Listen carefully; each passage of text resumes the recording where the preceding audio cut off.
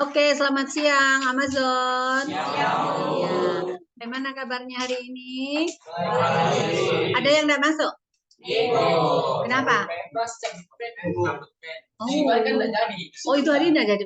Oh, kenapa dia itu hari pernah patah atau apa? Kecelakaan kapan itu? Kelas 11. Oh, kelas 11. Oh, 1 tahun bisa lepas ya? Cepat berarti ya. Anaknya ibu itu hari 2 tahun lepasnya, nggak 1 tahun. Tapi mungkin karena anaknya ibu patah dua-dua tangannya, tulangnya dua-dua patah. Di cewek lagi, jadi ada tanda cintanya Tuhan sini panjang. Bekas jahitannya yang tidak hilang. Nah, Dek, lebih sakit kalau dilepas pennya katanya. Karena waktu dia patah tangan, dioperasi dia tidak nangis. Tapi waktu lepas pen dia nangis. Sakit sekali katanya. Ibu, katanya ada temannya adik juga. Katanya patah terus di gips, dia tidak sekolah 5 bulan. Pasti nih karena di gips, dia tidak operasi pasti toh. Lah iya, kalau cuma di gips saja tidak operasi ya pasti dia tidak bisa pergi ke sekolah, lama itu nyambungnya. 5 bulan. Ya. Oke ya. Tapi anaknya ibu hebat loh. Ibu suruh cuti enggak mau. Enggak mama, saya harus selesai kuliah. Saya enggak mau cuti. Ya, 1 minggu berikutnya setelah operasi itu pergi kuliah. Baru habis itu jatuh lagi di tangga lagi. Baru ibu sudah kembali ke Makassar, stres. Cici hati-hati. Udah. Kuliah. Udah kuliah. Baru di Jogja lagi, ibu kecelakaan ibu ada di sini. Anaknya ibu di Jogja. Makanya sudah ada nih suaminya. Ada nih anaknya lagi. Ada cucunya belum. Ya oke udah. Kita kembali ke kita punya channel di mana? Smart Open Teja. Ya. Ingat link Smart Open Teja. Jangan lupa 14 Prabowo Gibran.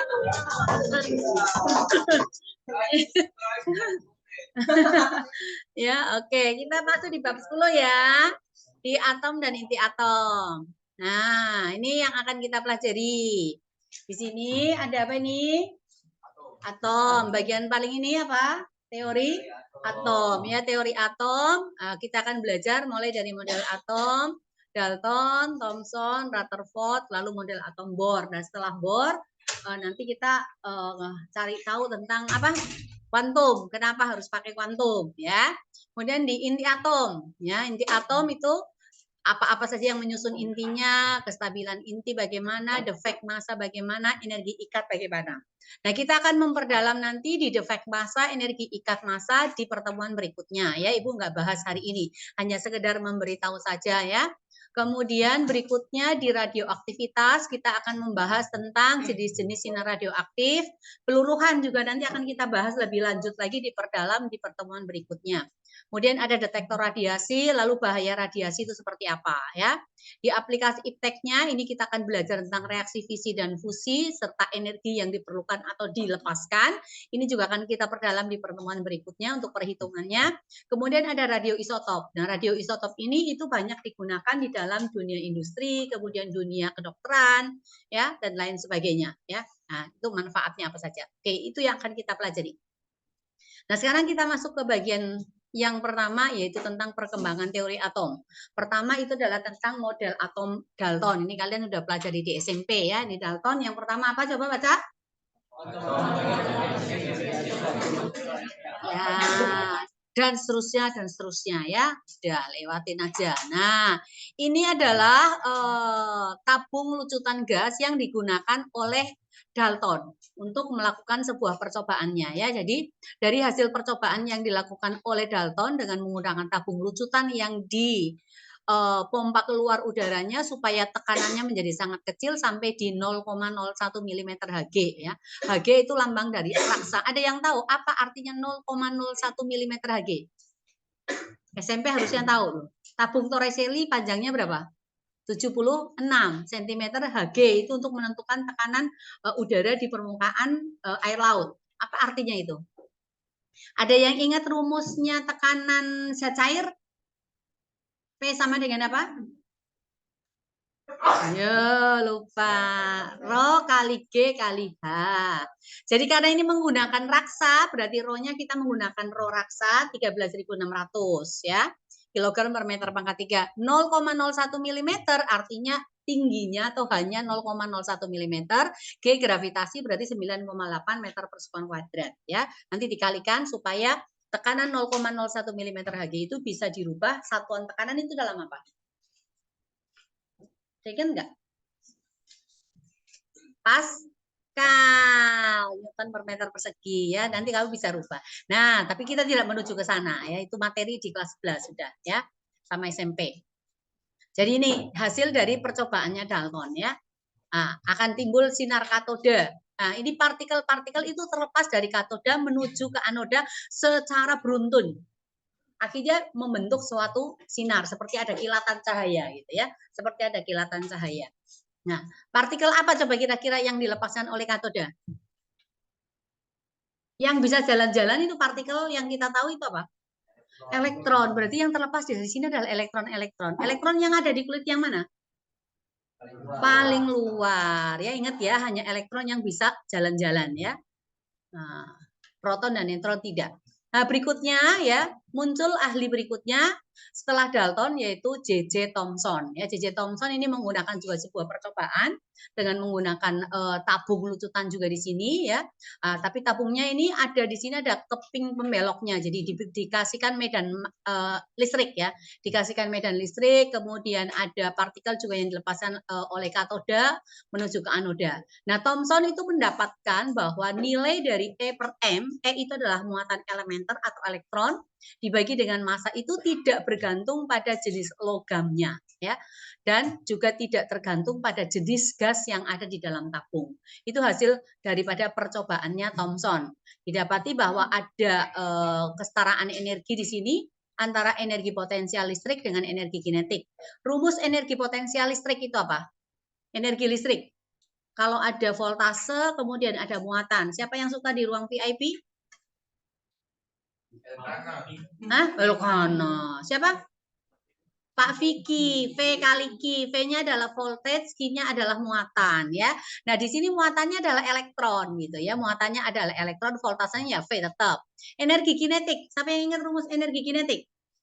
1/2 mv kuadrat. Setelah diramu antara QV atau Q-nya diganti dengan E sama dengan setengah mv kuadrat, maka kita menghasilkan perbandingan E dibanding M itu sama dengan V kecil di sini adalah velocity ya. Nah, kemudian V besar di sini adalah voltage ya, voltase atau beda tegangan atau beda potensial ya. Di akhirnya hubungan antara kecepatannya ini ya itu sama saja dengan E dibagi dengan B. E itu lambang dari apa? Hukum kolom, ingat di hukum kolom E itu apa? Kuat medan. Lalu kawat berarus lurus, di sekitar kawat berarus kita mencari apa yang masuk keluar bidang kertas? B ya apa? Induksi magnet. Lupa semester lalu baru berapa hari berlalu ya. Nah, jadi V-nya di sini sama dengan E per B dipangkatkan 2 ya. Akhirnya E per M sama dengan E kuadrat dibagi 2 V B pangkat 2 ya. Nah, jadi Thomson mendapatkan bahwa ini ya tidak bergantung ya E per M itu tidak bergantung pada jenis logam katoda dan jenis gas dalam tabung. Berikutnya, nah ini model atomnya si J.J. Thomson. Nah, kira-kira ini disebut model atom apa ini?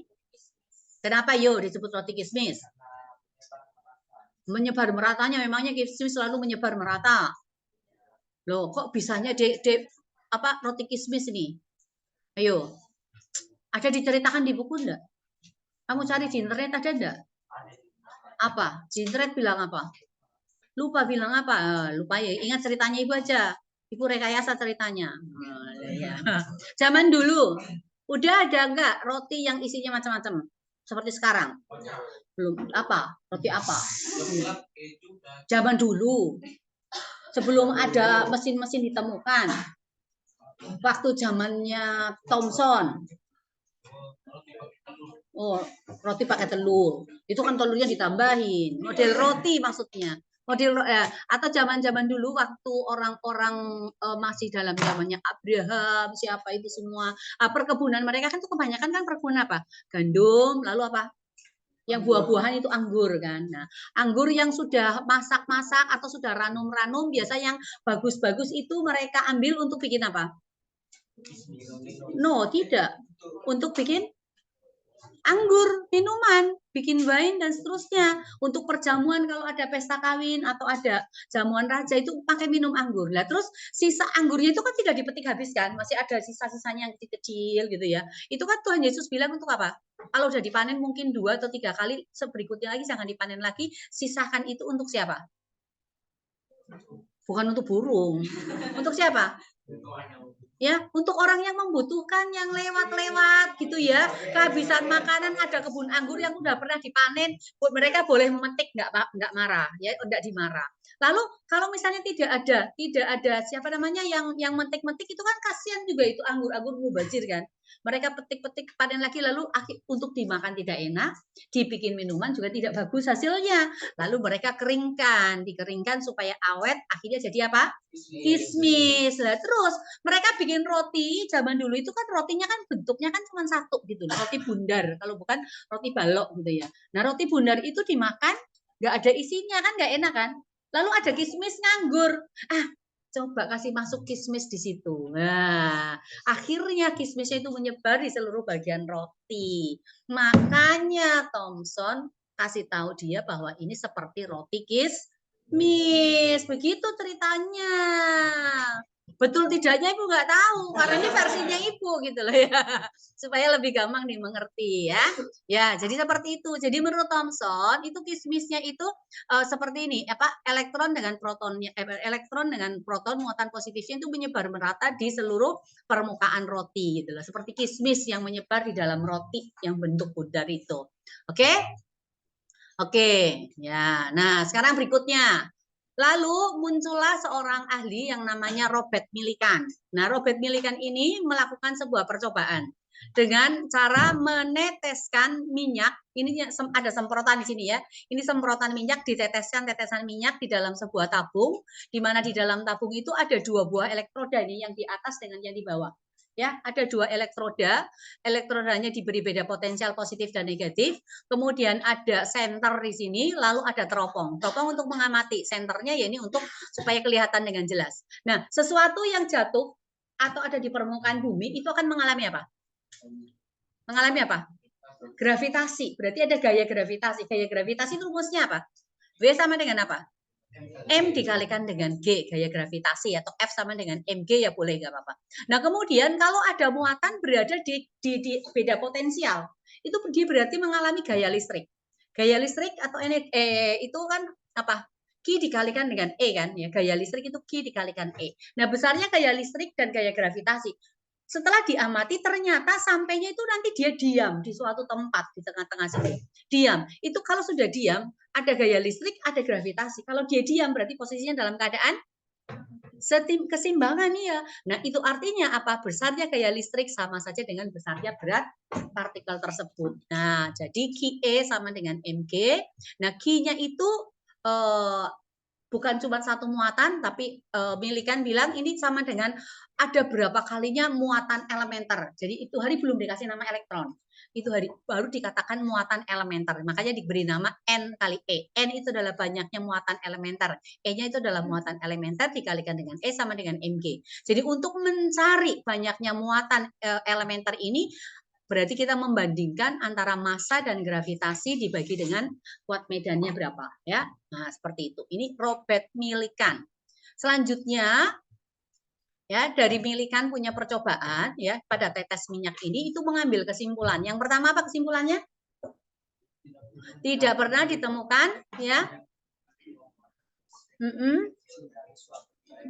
Ya, yang kedua semua muatan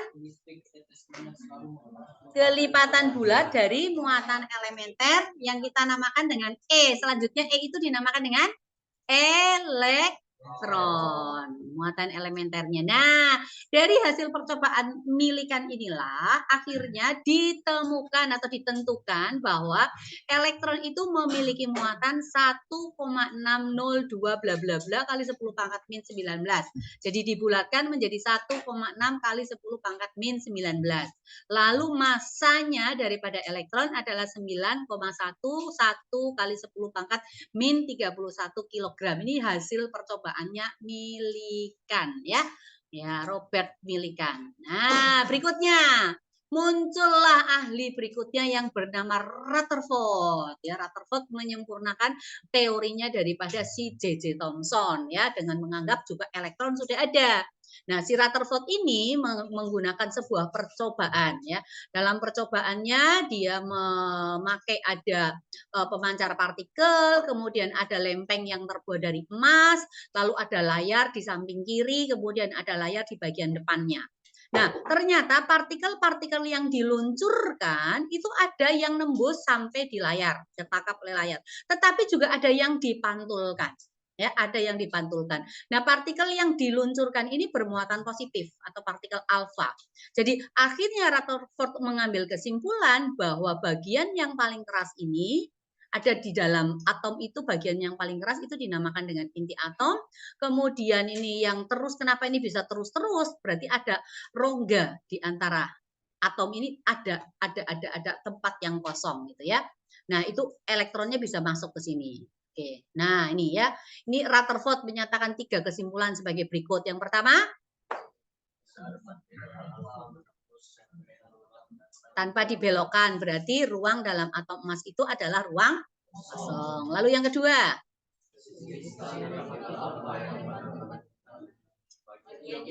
lalu dinamakan dengan inti atom. Lalu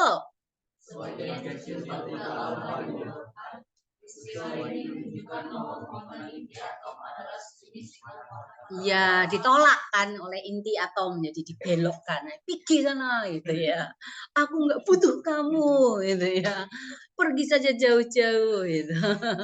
Ya karena apa, sejenis ya, jadi kalau sejenis jangan berdekat-dekatan gitu ya. Iya. Berdekatan boleh, tetapi tidak boleh menjalin hubungan. Ya, hubungan apa? Ya, hubungan yang salah itu tidak boleh ya. Sekarang berdasarkan 3 kesimpulan tersebut, lalu si Rutherford ini mengajukan model atom baru, ya, lebih baru daripada Thomson. Yaitu yang pertama apa ini? Semua.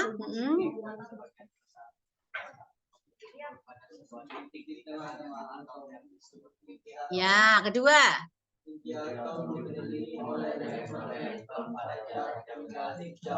Dan elektron-elektron berputar, ya itulah teorinya Rutherford ya. Jadi akhirnya Rutherford ini menyimpulkan juga bahwa nomor atom Z itu menunjukkan banyak muatan positif pada inti atom ya, di mana Z-nya juga sama dengan jumlah proton dan sama dengan jumlah elektron. Clarence ya, duduknya yang tegap, jangan sandar-sandar sambil main-main jari tangan, enggak memperhatikan. Kamu merhatiin siapa? Lagi naksir siapa ya? Loh, ya ke depan ya. Nah, tetapi si Rutherford ini ya, ini kan Bohr melakukan sebuah percobaan untuk melihat spektrum atom hidrogen. Nah, teorinya Rutherford itu tidak bisa menjelaskan hasil penemuannya si Bohr ini ya. Ya, Bohr menemukan ada deret Balmer di sini, tapi teorinya Rutherford itu bertentangan dengan hasil spektrometer melalui spektrometer ini yang menunjukkan hasil pertentangan yang dikenal dengan deret Balmer ya. Nah, berarti Rutherford gagal nih ya. Nah, tidak bisa menjelaskan hasil penemuan berikutnya. Nah, akhirnya si Bohr ini memunculkan teori baru berdasarkan hasil pertemuannya. Itu. Nah, spektrum atom hidrogen untuk deret Balmer, Bohr merumuskan bahwa panjang gelombangnya dirumuskan 1 per lambda sama dengan R dikalikan 1 per 2 pangkat 2 dikurangi 1 per N pangkat 2. Ini deretnya Balmer ya, untuk Balmer. Di mana R itu adalah tetapan Rydberg ya, tetapan Rydberg. Nanti tetapan Rydberg besarnya berapa. Nah, kemudian dari spektrum atom hidrogen yang dihasilkan oleh bor ini, ternyata didapati juga di daerah ultra ungu itu ada deret Lyman, dikasih nama deret Lyman. Nah, untuk deret Lyman, Bohr merumuskan 1 per lambda sama dengan R, tetapan Rydberg dikalikan 1 per 1 pangkat 2 dikurangi 1 per N pangkat 2. Tadi Balmer mulai 1 per berapa? 2 ya. Nah, ini si Lyman mulai 1 per 1. Jadi kita hafalkan pertama Lyman, habis itu Balmer ya, habis Lyman habis itu Balmer. Lihat ke sini tuh sampingnya Shalom siapa? Ya, lihat ke sini, jangan lihat ke situ terus. Ada bayangannya Tom Mingse di situ nggak? Kamu kenal Tom Mingse enggak? Nggak kenal. Tahu filmnya Tom Mingse? Oh iya. Andi Lau. Andi Lau lebih-lebih ya, gagah sekali, cakap sekali. Ya, oke ya. Nah, sekarang ini deret untuk atom hidrogen itu ada deret Lyman, deret Balmer, kemudian ada Pascan, kemudian Brackett dan Pevun. Jadi cara ngapalinya gampang. Kamu mulai urutan angka 1, 2, 3, 4, 5 ya. Ingat berapa? 1, 2, 3, 4, 5. Mulai dari L, Lyman, B, Balmer, terus P, Pascan, kemudian Brackett, Pevun ya. Lyman, Balmer, Pascan, Brackett, Pevun. 1, 2, 3, 4, 5. L, B, P, B, P. Ya, ingat ya. Nanti kamu bikin jembatan keledainya supaya gampang dihafal. Cari hurufnya Lyman, Balmer, kemudian Pascan, Brackett, dan Pevun ya. Jadi mulai ini. N-nya 1, kalau N-nya 1 berarti M-nya 2. Kalau N-nya mulai 2 untuk deret Balmer berarti M-nya mulai 3. Lalu kalau N-nya mulai 3 berarti Pascan punya, maka M-nya 4 dan seterusnya ya. Jadi gampang. Nah, ini dari model atom Bohr ya, ini untuk mencari berapakah jari-jarinya, ya, jari-jari atom ya. Nah, ini elektronnya itu bergerak melingkar. Benda yang bergerak melingkar akan mengalami gaya apa? Memiliki gaya sentripetal. Lalu antara muatan listrik negatif dengan muatan listrik positif juga terjadi interaksi. Gaya apa? Tarik-menarik. Siapa yang merumuskan itu? Yo. Ayo. Bab 2 listrik statis. Satuan dari Ki apa? Muatan? Kolom. Jadi gaya interaksi antara dua buah muatan itu siapa yang menemukan? Kolom, iya ya kolom, gaya kolom namanya. Nah, ini elektronnya kan muter terus di tempatnya, tidak lari masuk dan tidak lari keluar. Berarti terjadi kesetimbangan. Maka besarnya gaya sentripetal itu sama saja dengan besarnya gaya kolom atau gaya tarik menariknya. Ya, ini keempat asumsi daripada Bohr. Apa pertama?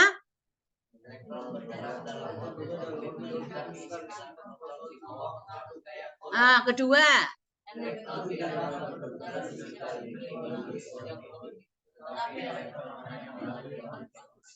Tiga.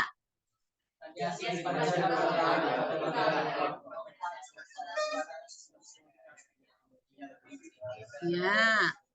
4.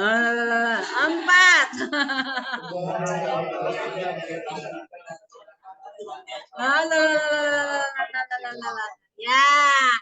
Ini pada saat elektron berpindah dari satu kulit ke kulit berikutnya itu terjadi pancaran energi.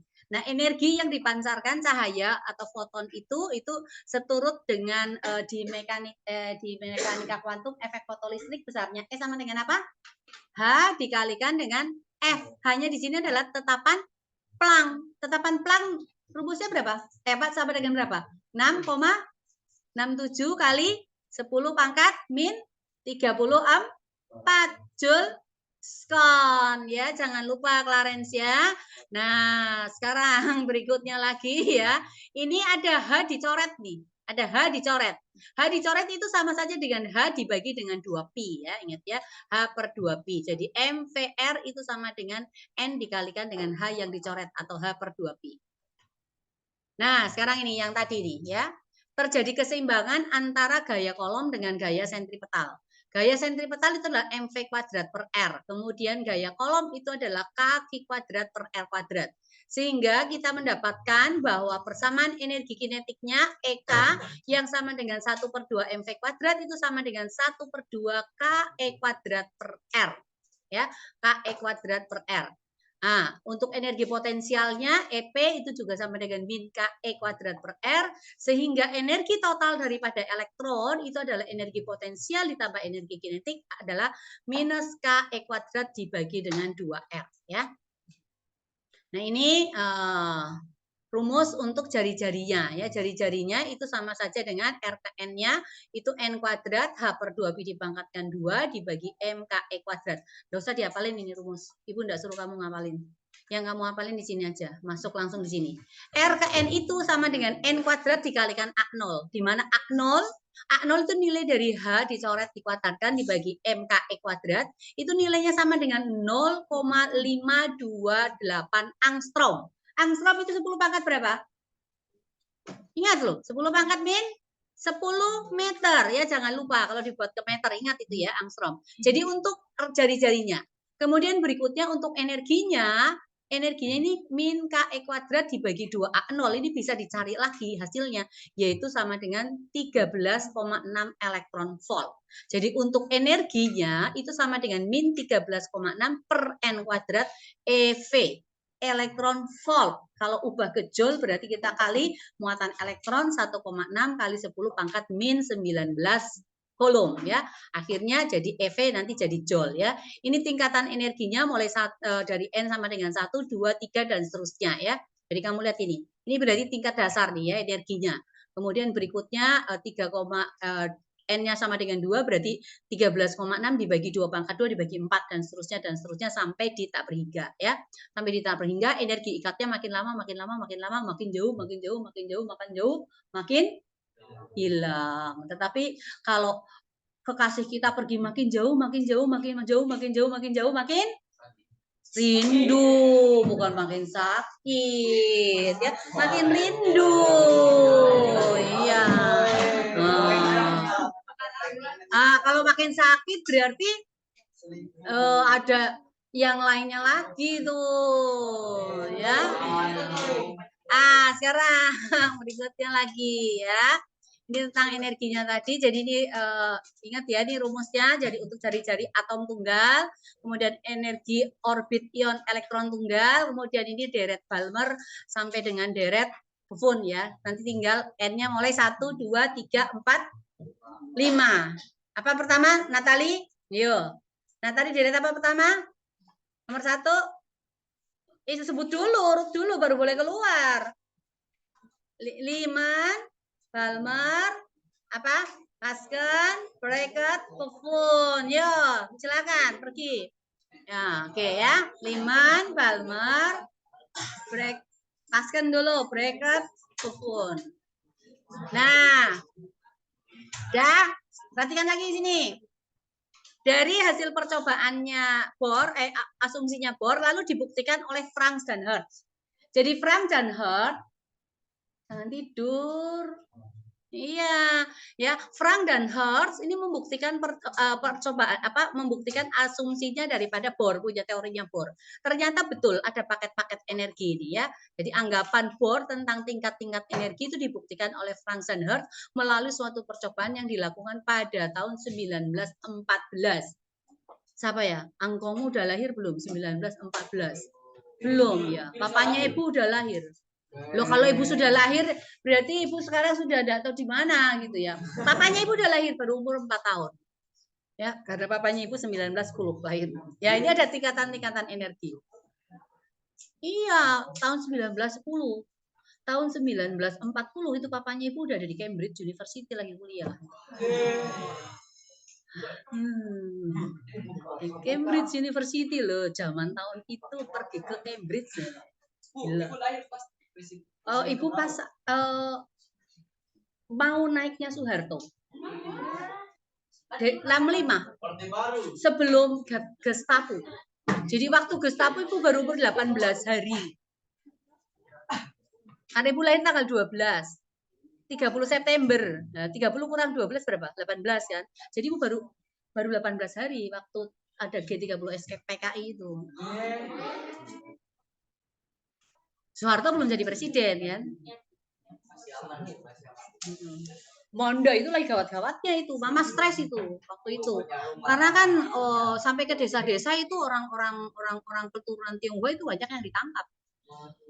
Ditangkap baru diapain? Nggak tahu, tapi kita tidak meneliti. Papanya ibu hampir ditangkap, tapi enggak tertangkap. Papanya ibu hampir, katanya mama hampir, tapi enggak. Buat apa mereka mau tangkap itu? Ya namanya orang pemerintahan itu kan sekarang mereka diskriminasinya kan luar biasa. Ibu yang masih baby ibu nggak tahu. Yang ibu alamin itu waktu tahun 97. 97 itu yang hebat-hebat ricu-ricunya Ganyang di Makassar itu. Habis itu lanjut lagi di 98 berapa Mei itu di Jakarta itu Trisakti punya yang penembakan, terus habis itu Soeharto digulingkan, dilengsarkan, yaitu. Ibu apa lagi itu peristiwa 24 Mei 1996, 24 Mei enggak tahu. Kalau yang 98 ya tahu. Enggak tahu. Yo, lupakan itu. Sekarang kembali ke teori atom. Ya, kamu mancing-mancing untuk cerita deh, ya. Ya, tentang laser nih ya, laser. Nah, ini sinar laser ya. Ada sinar laser yang terabsorpsi, kemudian sinar teremisi, kemudian ada emisi terangsang ya. Nah, ini penggunaan sinar laser untuk memperbaiki mata yang cacat. Ya, sekarang ada lasik ya. Lasik itu untuk mata minus, silinder, kemudian mata apa lagi? Lah ya memang. Ya. Belum bisa. Oh iya. Nggak sepenuhnya hilang ya. Cuma bahaya juga lah kalau laser ya. Karena kalau kita yang tidak hati-hati lalu tiba-tiba matanya kita bergerak, itu juga bahaya kalau langsung kena retina mata. Jadi itu resikonya tinggi itu. Untuk lasik itu resikonya tinggi karena resiko dari si pengoperasi laser dan diri kita. Nah, kalau kita nggak bisa tenang diam-diam, bergerak sepersekian detik aja, lasernya kan udah diarahkan ke titik tertentu. Jadi kalau meleset kena retina, udah selesai lah game. Matanya kita buta, nggak bisa diperbaiki. Ya, ibu kan udah pernah di laser juga, setengah mati di laser, sakit mata. Ya, nah tapi rasanya seperti kamu kalau kesetrum listrik gitu loh. Kamu belum pernah rasa di setrum. Nah, nanti kalau belum pernah rasa nanti ibu setrum pakai baterai. Atau kamu pegang raket nyamuk, nah tersetrum ya begitu rasanya. Tapi lama. Nggak boleh, matanya dipasang tele gini, mata melotot terus begini, nggak bisa berkedip, dipasang lensa. Nggak boleh, kita harus lihat ke sana terus. Ibu nggak boleh lihat ke sini, pandang ini lampu, iya dipegangin lagi sama suster, dijepit lagi, baru dokternya tekan pedalnya, gitu. Sakit, lebih baik pakai kacamata. Tahun berapa ya? Lupa. Berapa tahun yang lalu sebelum pandemi? Ya udah, sekarang nih ya. Sudah. Kamu tuh suka sekali kalau mau ibu cerita. Ya. Ya, karakteristik inti atom nih ya, partikel-partikel apa yang menyusun inti atom. Nah, inti atom itu terdiri dari apa nih? Proton bermuatan positif dan neutron yang tidak bermuatan. Makanya jangan terlalu gendut supaya tidak gampang panas. Iya, sumuk terus. Nah, oke ya, ini lambang daripada nuklida ya. Ini kimia udah ya. Ya. Apa isotop, isoton, isobar di kimia sudah ada ya. Ya, kemudian ini satuan massa atom ya. Satu atomik massa itu U atau 1 SMA itu sama saja dengan 1/12 massa isotop karbon C12, 612. Nah, nilai daripada 1 U itu 1,6 kali 10 pangkat min 27 kg. Nah, energinya yang dimiliki oleh satu satuan massa atom itu berdasarkan rumusnya Einstein mc kuadrat ya. Itu sama saja dengan 931,50 mega elektron volt. Nah, kalau masanya berarti kita bagi dengan C pangkat 2. C itu 3 kali 10 pangkat 8 ya. Jadi cepat rambatnya itu ini dalam vakum ya, pakai cepat rambat cahaya ya. Jadi massa 1 U itu setara dengan 1,66 kali 10 pangkat min 27 kg. gram. Kalau ini mau dibuat ke joule ya tinggal kamu kalikan 1,6 kali 10 pangkat min 19 coulomb. Nanti jadi joule ya. Nah, ini ukuran dan bentuk inti ya. Jari-jarinya inti ini. 1,2 kali 10 pangkat min 15 meter. Nah, kemudian ini adalah tentang kestabilan inti. Inti yang stabil itu N-nya sama dengan Z. Jadi kalau N-nya tidak sama dengan Z, maka intinya ini yang tidak stabil, maka dia bersifat radioaktif. Nah, kalau inti yang bersifat radioaktif, ini dia akan memancarkan partikel-partikel radioaktif untuk menjadi intinya jadi stabil. Nah, ini adalah kita mau mencari atau menghitung berapa defek massa. Tadi di dalam atom itu ada inti atom, kemudian ada proton dan ada neutron, ada elektron juga. Nah, untuk mencari massa defek, Bril ya, jangan bobo nanti. Matanya sudah nutup-nutup tadi. Ya, mencari defek massa itu kita menjumlahkan antara massa neutron di dalam atom dengan massa proton di dalam atom, kemudian kita kurangi massa inti. Maka kita mendapatkan delta M. Ya, kalau mau mencari energinya berarti delta M dikalikan C pangkat 2, rumusnya Einstein ya. Nah, ini contohnya ini. Ada helium 24. Protonnya berapa? A-nya berapa? Z-nya berapa? Hah? A berapa? A 4. Z 2. Jumlah proton sama dengan Z kan? Berarti 2. Jumlah elektron sama dengan Z juga kan? Sama dengan jumlah proton. Lalu jumlah neutron 2 juga. Oke. Nah, ini setelah dihitung ya ternyata massa defeknya sama dengan 0,030378 U. Nah, lalu untuk mencari energi ikatnya kita kalikan delta M dengan 931,5 mega elektron volt atau 931 ya. Nah, hasilnya menghasilkan 28,819 mega elektron volt ya. Nah, kalau inti helium ini memiliki jumlah nukleon ada 4, berarti energi ikat per nukleonnya ya kita bagi dengan 4 gitu. Gampang sih ini. Nah, ini hubungan energi ikat per nukleon terhadap nomor massa inti ya. Ada reaksi fisi dan ada reaksi fusi. Reaksi fisi dan fusi itu terus terjadi di inti matahari ya. Jadi makanya matahari itu energinya nggak pernah habis. Kenapa? Karena di situ terus terjadi reaksi fisi dan fusi. Hebatnya Tuhan itu menciptakan matahari ya yang tidak pernah habis-habis energinya. Kapan itu matahari akan habis energinya? Iya, nanti kiamat datang itu matahari akan jatuh ke bumi, ya, membakar. Iya loh, makanya baca itu kitab Wahyu. Loh, kitab Wahyu. Lah, hah? Ada di Wahyu itu apa tentang akhir zaman itu ada. Bagaimana matahari itu jatuh. Ibu udah selesai baca Wahyu 11 kali. Dari Kejadian sampai Wahyu. Ya. Nah, ini ya, sekarang kita masuk di radioaktivitas. Radioaktivitas di sini ada gejala fluoresen dan ada gejala fosforesen. Apa itu fluoresen?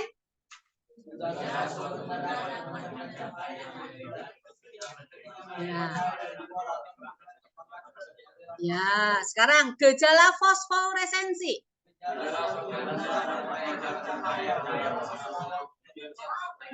Iya, nah di fosforesensi siapa di rumahnya yang punya alat yang punya benda yang memiliki gejala fosforesensi? Ada enggak? Enggak ada atau enggak tahu? Lah iya Ibu mau tanya kamu. Nah, terus siapa yang di rumahnya kalau mati lampu terus bisa lihat saklarnya ada di mana?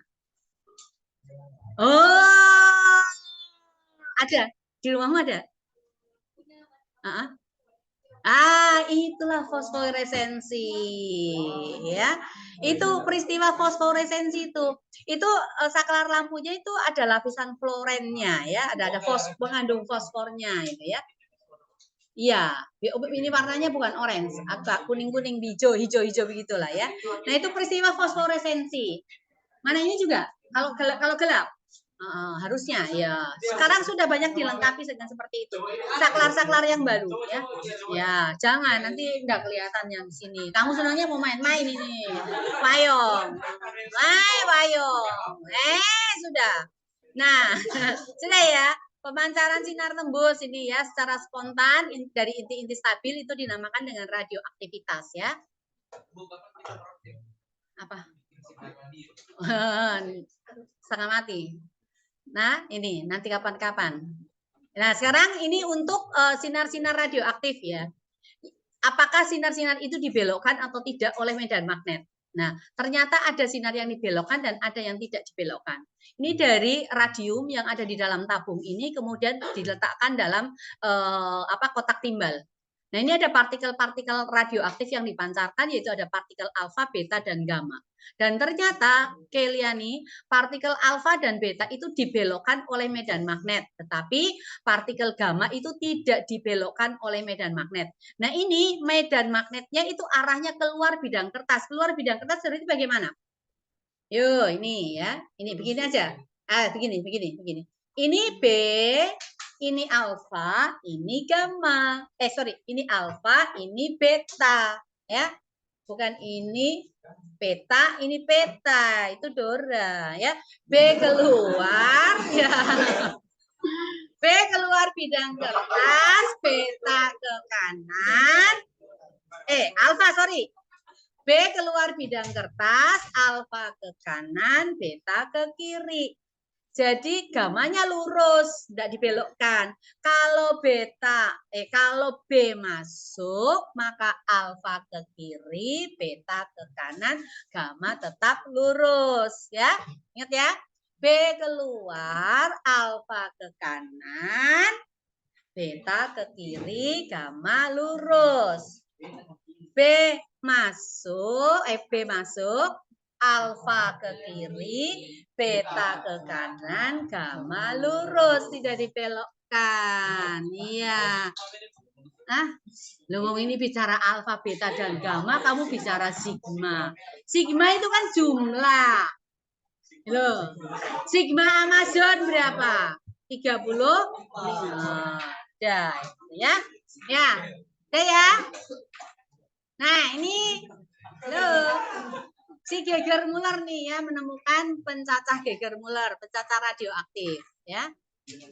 Nah, ini bagaimana daya tembus daripada 3 partikel itu. Tadi kan partikel alfa beta dibelokkan oleh medan magnet, tetapi gamma tidak. Sinar gamma itu daya tembusnya paling tinggi. Ya. Alfa tidak bisa menembus kertas.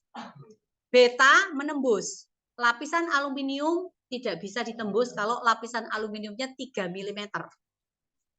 Ya, kemudian sumber gamma, ya ini yang gamma ini bisa menembus lapisan. Jadi biar kamu udah pakai baju dari aluminium setebal 3 mili, masih bisa ditembusi oleh gamma. Lalu dipertebal lagi dengan 3 cm timbal. Bajunya terbuat dari timbal, tebalnya 3 cm. Bayangin itu. Setebal ini ya mungkin ya meja ya. Kamu pakai baju terbuat dari timbal setebal meja supaya kamu terhindar dari radiasi gamma. Masih kena radiasi. Hanya saja intensitasnya sudah mulai melemah seperti itu ya.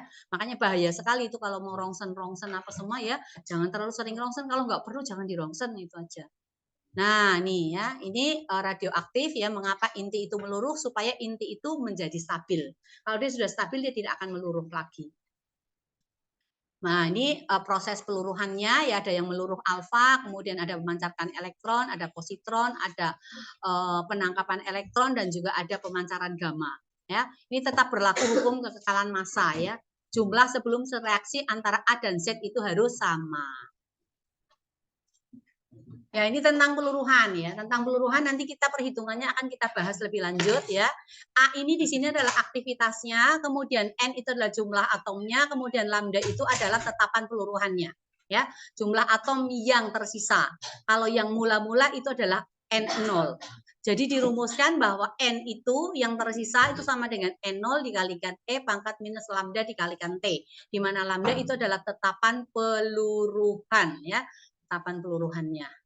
Nah, ini adalah grafik aktivitas bahan radioaktif terhadap waktunya dan banyaknya inti induk. Ini kamu lihat, di sini banyaknya inti induk 1 kali 10 pangkat 22.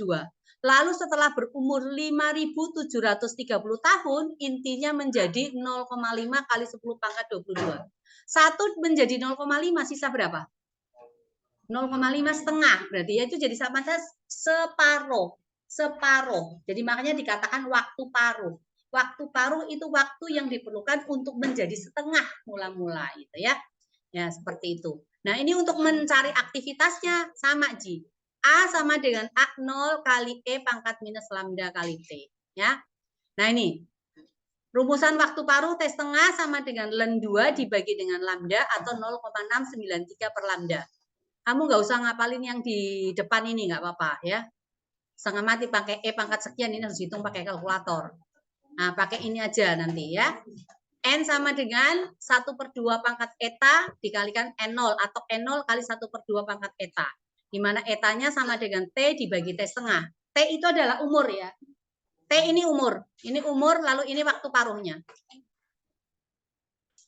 Nah, ini kalau ada sinar radioaktif yang masuk melalui medium tertentu setebal X, maka intensitasnya akan berkurang sesuai dengan perumusan I sama dengan I0 dikalikan E pangkat minus mu dikalikan dengan X, di mana mu itu adalah koefisien pelemahan.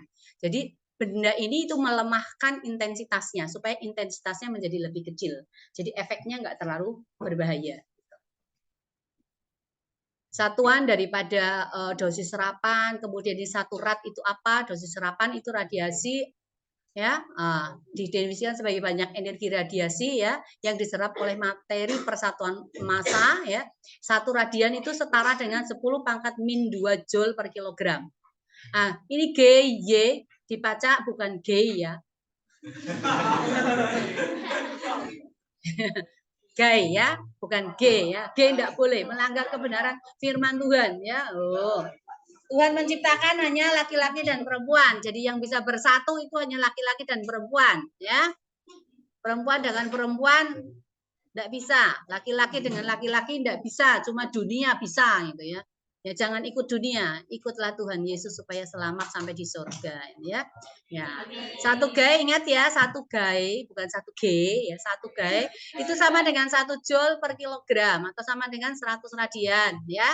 Jadi 1 radian sama dengan 0,01 G ya. Bukan G, ingat ya.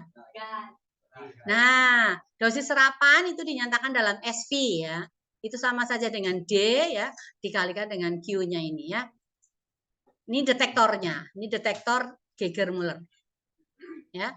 Nah, ini si siapa? Wilson. Ya, Wilson menggunakan kamar kabut. Jadi ini kamarnya ini terbuat dari kabut, ya. Ada kabut di dalam, lalu dipancarkan partikel, ya. Partikelnya itu mengandung energi itu nanti akan mengembunkan kabut itu. Jadi uapnya itu diembunkan menjadi titik-titik embun.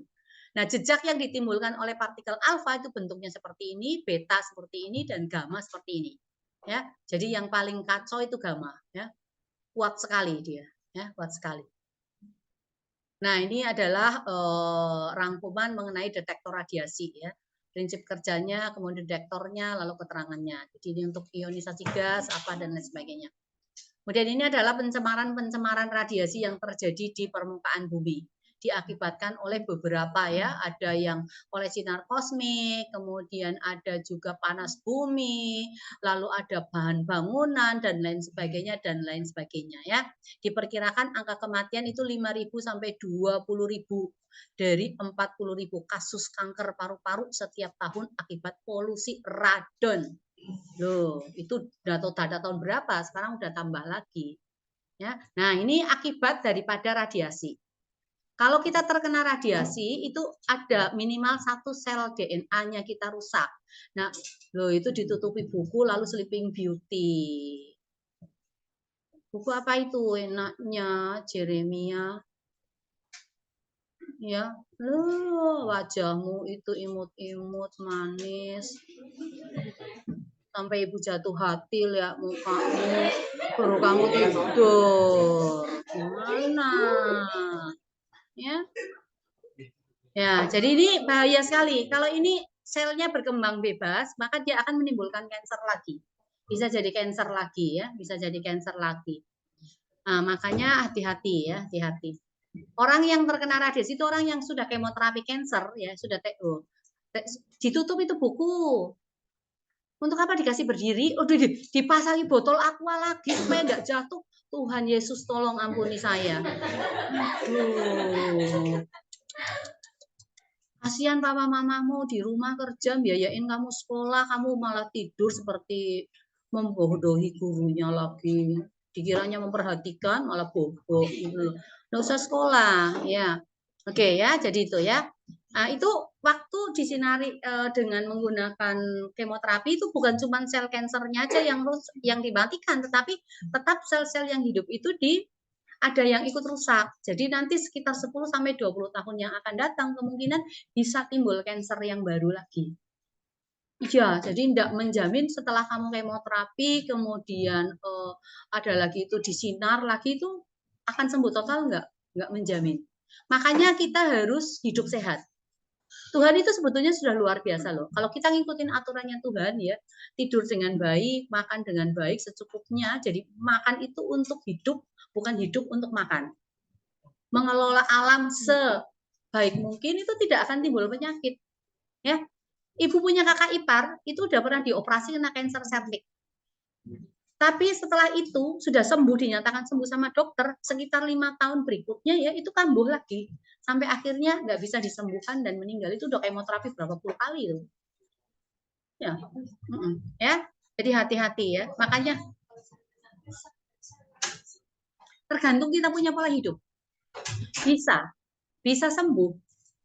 Yang penting kita ada semangat, lalu kita menjaga pola hidup dan makannya kita yang sehat. Bisa. Apalagi kalau tangan Tuhan ikut bekerja, tidak ada yang mustahil. Ya.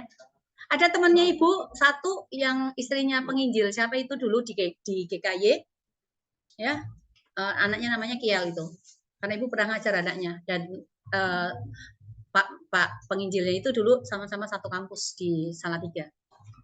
Nah itu istrinya sudah sembuh dari kanker. Jadi dia mendirikan yayasan L3S itu untuk khusus penderita kanker. Jadi ada persekutuannya sendiri. Ya ada yang meninggal, ada yang sembuh gitu. Ya, tetapi kalaupun pergi ya pergi di dalam Tuhan. Artinya tetap terselamatkan karena kan di dunia ini kan hanya persinggahan sementara aja untuk menggenapi rencana Tuhan. Hah? Bisa menurun ada genetikanya, tetapi bisa juga tidak menurun. Tergantung kita punya pola hidup. Kalau kita hidup sehat nggak nurun. Artinya semua manusia itu punya sel kanker. Punya. Tergantung, loh iya, jangan kamu kira enggak loh. Semua orang itu punya sel kanker, cuman tergantung kita bagaimana menyikapi kita punya hidup gitu. Makanlah makanan yang sehat. Ya. Jangan makan makanan yang tidak sehat, tidur dengan sehat, pokoknya hidup sehat lah. Itu aja. Ada juga penderita kanker yang dokter udah angkat tangan, ibu pernah baca, lalu dia pulang ke desa, kanker itu paling suka nasi. Dia suka sekali nasi. Makanannya kanker sama daging-daging gitu. Nah, itu orang ya. Jadi udah divonis kan, dokter udah angkat tangan. Dia pulang ke desa, dia nggak sentuh nasi, dia hanya makan ubi direbus. Sembuh. Ada anti kansernya, tetapi kalau rebus ubi itu jangan ditutup. Ya, karena ada kandungan zat tertentu yang harus keluar dari ubi supaya itu jadi anti kanser. Itu bagus sekali, ubi rebus. Ubi kayu. Tapi semua ubi juga bagus. Ya, oke. Nah ini sudah di rongsen ya ini ya. Ya ini ya sinar X udah lewat ceritanya, jangan nyambung terus. Ya, ya udah. Nah ini reaksi-reaksinya ya. Helium direaksikan dengan nitrogen menghasilkan oksigen dan hidrogen. Nah untuk menentukan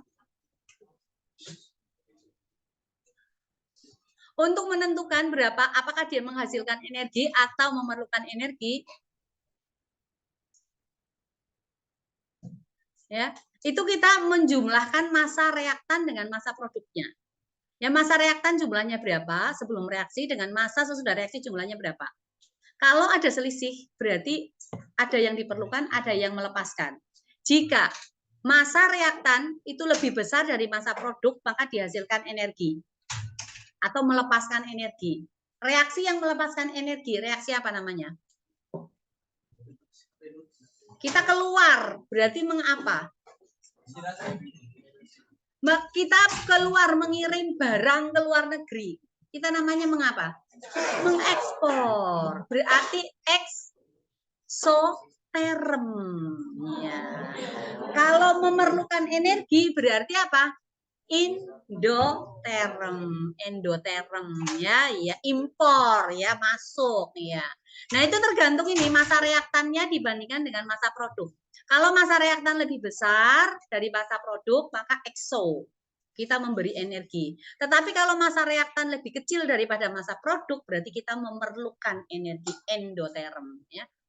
Oke, ya ini perhitungannya ya. Jadi ini AX kemudian YBQ ya.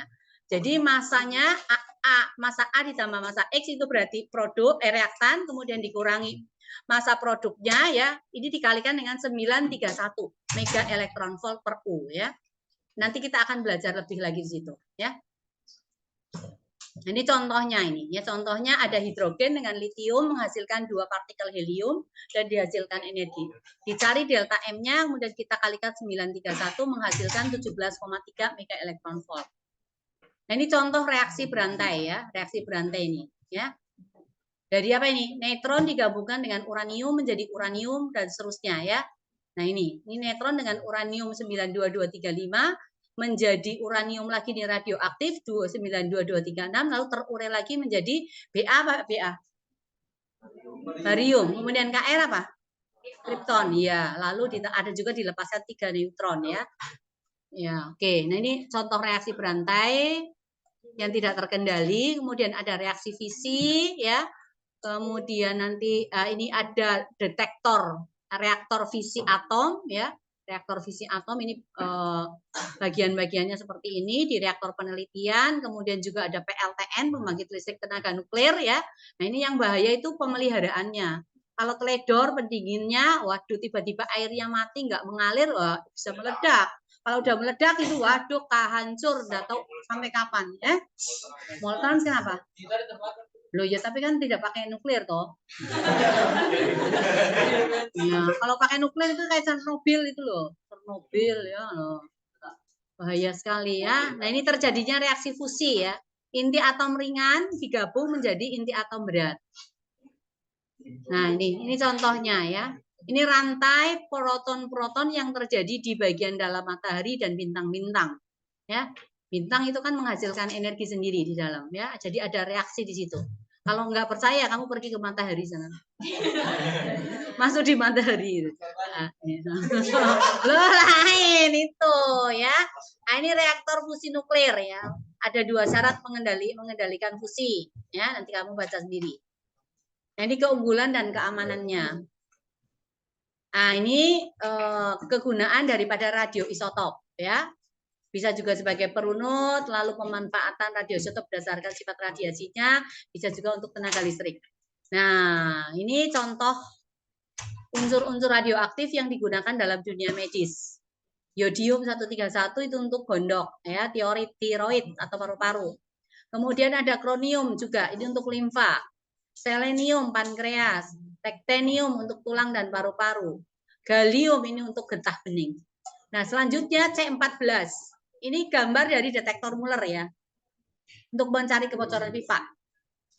Nah, ini C14 ini kalau ditemukan fosil oleh arkeolog untuk mengetahui berapa umurnya waktu paru dari C14 itu adalah 5.600 tahun. Jadi dari meneliti berapa banyak C14 yang masih ada di dalam fosil ini, maka bisa diperkirakan berapa umur daripada fosil itu.